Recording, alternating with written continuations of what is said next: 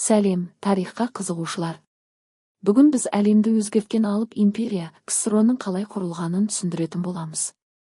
Негізгі оқиғалар. Ресей империясының құлауы. Кеңес одағының құрылуы. Сталин билігіне жол. Қорытынды. Кіріспе КСРО деген не? Кеңестік социалистік республикалар одағы КСРО 20 ғасырдағы ең ірі және ықпалды мемлекеттердің бірі болды. Ол 1922 жылы құрылып, 1991 жылға дейін өмір сүрді. КСРО 15 одақтас республикадан тұрды, соның бірі Қазақстан. Бұл одақ социалистік жүйеге негізделген, экономикасы мен саясаты орталықтан басқарылған мемлекет болды. КСРО-ның құрылуына дейін қандай тарихи оқиғалар болды? Бұл жол Ресей империясының құлауынан басталды. Бірінші кезекте Ресей империясының құлауы 1917. Қазан төңкерісі және азамат соғысы. 1917 жылы қазанда Ленин бастаған большевиктер патшаны құлатты. Монархия жойылып, уақытша үкімет те биліктен кетірілді. Елде социалистік бағыттағы жаңа билік құрылды. Азамат соғысы 1918-1921. Елімізде азамат соғысы басталды.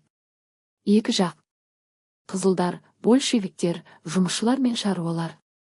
Ақтар, патшаны жақтаушылар, байлар мен офицерлер. Соғыс барысында миллиондаған адам қаза тапты. Большевиктердің жеңісі. Қызылдар жеңіске жетіп, кеңес үкіметі орнады. Бұл оқиғалар кеңес одағының құрылуына жол ашты. Кеңес одағының құрылуы 1922. Ресей империясы құлағаннан кейін елде большевиктер билікке келді. Азамат соғысынан кейін большевиктер елді қайта құруға кірісті. Олар социалистік идеологияға негізделген жаңа мемлекет кеңес одағын, КСРО құруды көздеді. 1922 жылы 30 желтоқсанда 4 мемлекет бірікті.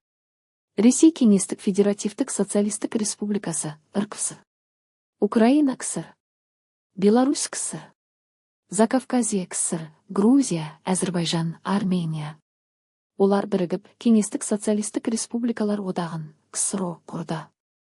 КСРО-ның мақсаты социализмді бүкіл одақ аумағында орнатып, жұмысшылар мен шаруалардың билігін қамтамасыз ету болды.